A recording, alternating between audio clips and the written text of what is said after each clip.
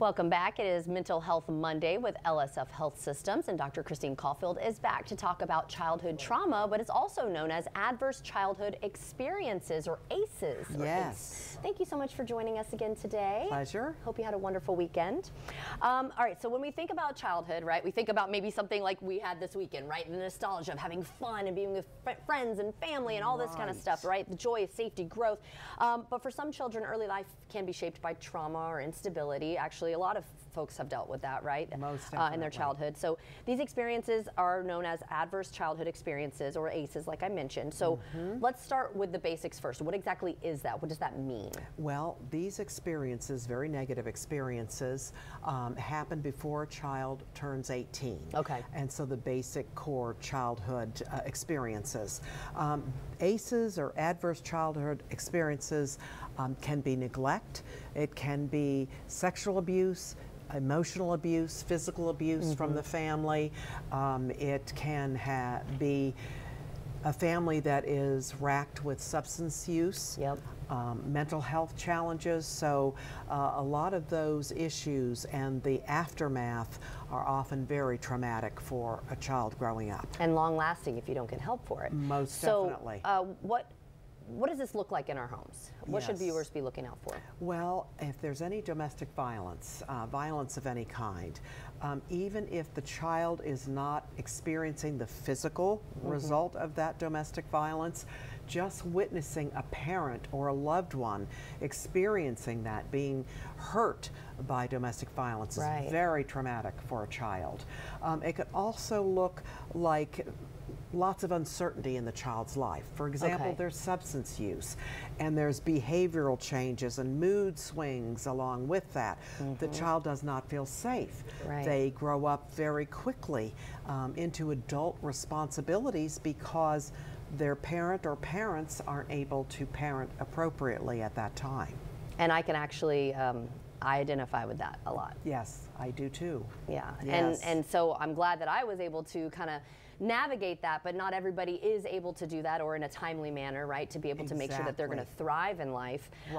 So how can it affect kids' lives if they don't have that help right away? You know, if you don't intervene right away, what we see with children with high ACEs scores are depression, lots of anxiety, difficulty maintaining close relationships, difficulty concentrating, because what we know of the science of trauma is trauma actually alters the structure of our brain. Really? And so with that comes a lot of distractibility, inability to concentrate, and other types of negative effects as a result of those traumatic experiences from childhood. And is this something that can just happen like immediately, or takes time, or just both? You know, both actually.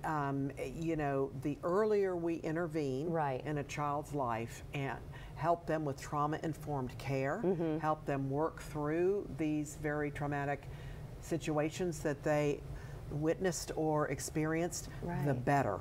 And I can tell you that recovery is possible and can work, but we need to be mindful to let's get that child some help, that family some help, counseling, intervention, so that things can turn around and the trauma does not continue. Right. I like what you said there too, the family, not just the child needing the help. Like sometimes the parents need that help too. Most definitely. And the child is really absorbing all the pain, but it's really a family dynamic and issue that needs to be addressed. So what advice do you have then for families who either are noticing it within their own child, or maybe they have a friend or family member? Yes, so you really want to create structure for the child, a loving, safe environment. So routines are very important. Eating dinner together every night, reading a bedtime story to the child every night, something that really makes the child feel safe and predictable behaviors from the parent or parental figure.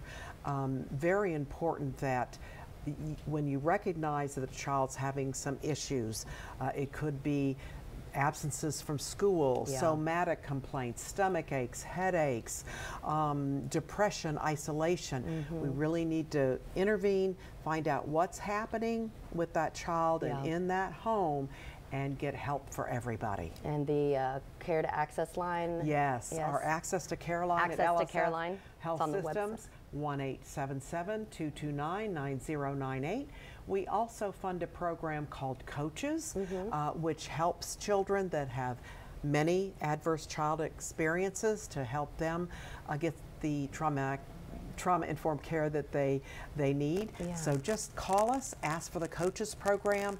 We're here to help. Thank you so much for joining us and talking with us about a very important topic. As always, you always are so great. And we'll be right back.